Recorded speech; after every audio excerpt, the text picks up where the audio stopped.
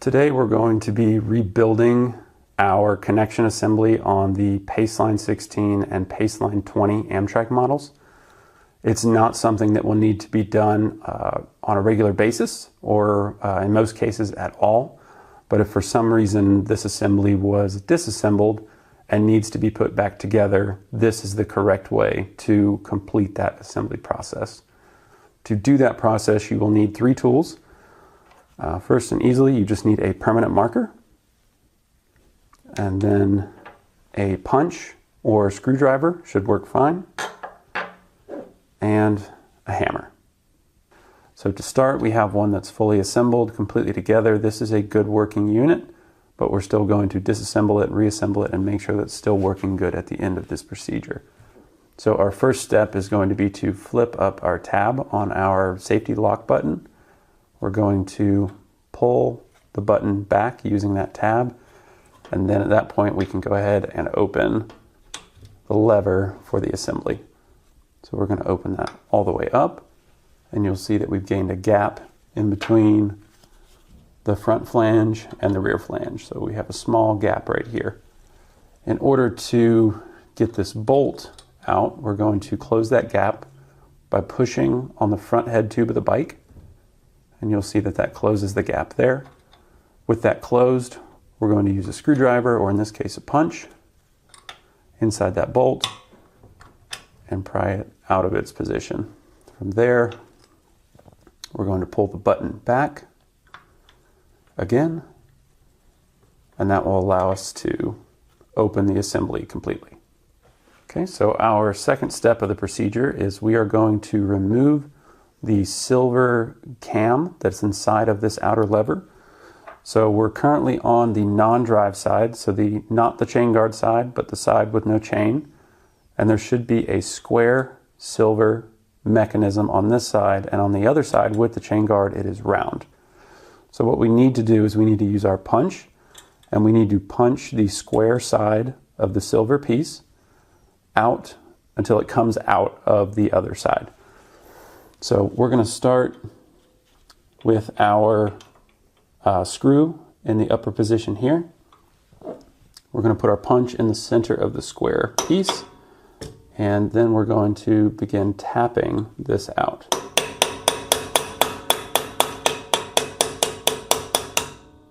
And I've just started to move it here. We've got it out about 1/16 of an inch. And I'm going to move my button here, so it needs to slide through the hole in the button. So I just want to make sure that it's still loose. If it's binding, it's likely that the silver piece is catching on the circle here that rides in the middle. So I've moved it. So now we're going to continue to punch it just a little bit more. And I can now see that we're out on this side, and I can see it beginning to protrude on the other side. So I can put my punch down, and I'm going to see if I can pull this out by hand. And I can. So I'm pulling out of the round side, and I'm moving things around just to make sure that it's not binding. And then once I get this out, this lever will be completely disconnected from the trike. And there I've got out our silver piece. So I'm going to set my lever to the side for now, and then we'll start our third step of the procedure. So next we're going to go ahead and mark our silver cam here. So there are 4 sides to the square side of the cam, and in the middle there is a circle that's offset to one of those sides. So I'm going to turn to each side until I know that that cam, so the inside circle, is touching the table along with that side of the square. If I turn it 90 degrees, that circle is no longer touching the table. If I turn it 180 degrees, it's now all the way off the table.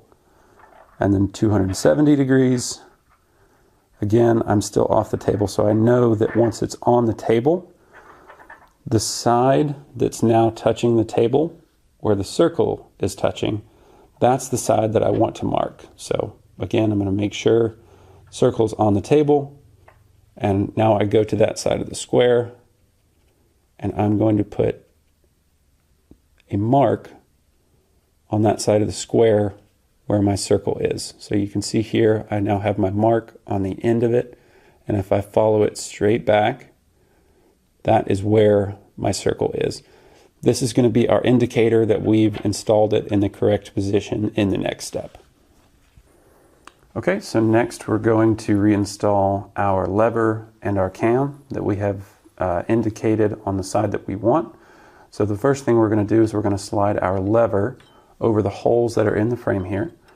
So I'm just going to slide those over, and then the square side of our cam, we're going to slide through all 5 holes. So you've got 2 holes on the lever, 2 holes on the frame, and then 1 hole on the eyelet here,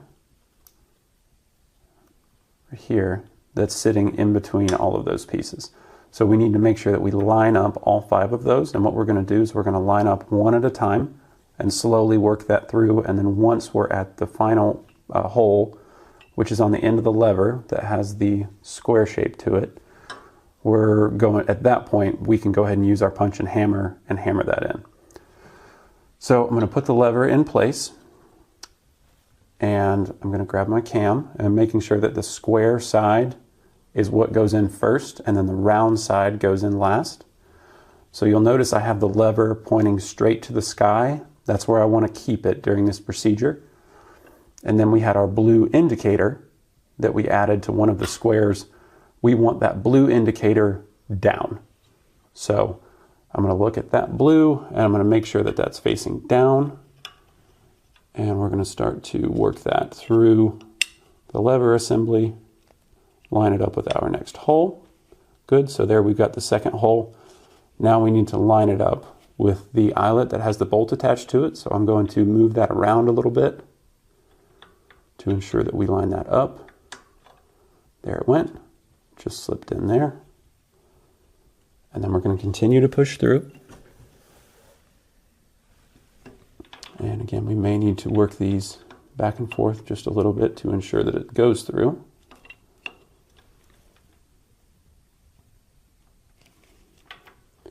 Again, taking our time. Don't want to damage anything.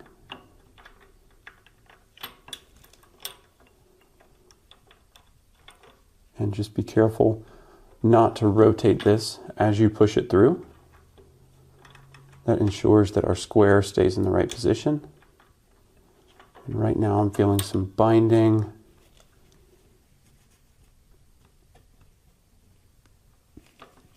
Okay.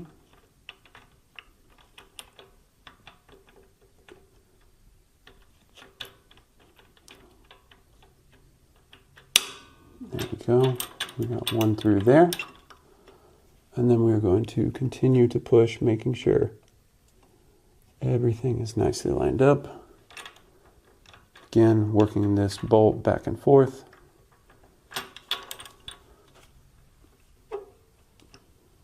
And now that we have our indicator in place, if we do end up moving the square around, as I've likely done here, as I come through to the other side, I make sure my lever is in the air, make sure that my mark is facing down, and then continue to push those through till it lines up. And you'll be able to push it through most of the way. We've still got about a 1/16 of an inch further to push this. At this point, now that I know my blue mark is down, my lever is facing up, I can go ahead and put my punch back on the cam and tap it the rest of the way.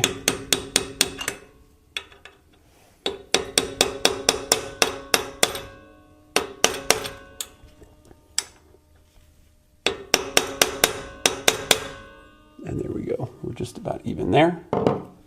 So that looks great. And before we continue with assembly, we're going to double check again that our lever is up and our blue mark is down. If that is the case, then you can move forward. If not, push that pin back out, realign it so that that is the orientation of the two. Now going to take my safety button, pull my lever back, and then my safety button is now going to point toward the sky. Going to push it down onto the spring and then rotate it down so that it's back in its housing, push my frame back, and push my bolt back into place. So now I can open that part of the safety button again, and we're going to check our work. So I see this as I close the lever, this gap in the frame starts to close, and then about a 45-degree angle, I start to get some really good resistance. So that tells me we're very close to the actual setting. So at this point, I'm going to grab my button, slide it back, push my lever down, and ensure that the assembly is fully locked. At this point, if you needed to reset the bolt, you would close this assembly, and if it's too tight to close, you will reopen, loosen this bolt, half turn at a time.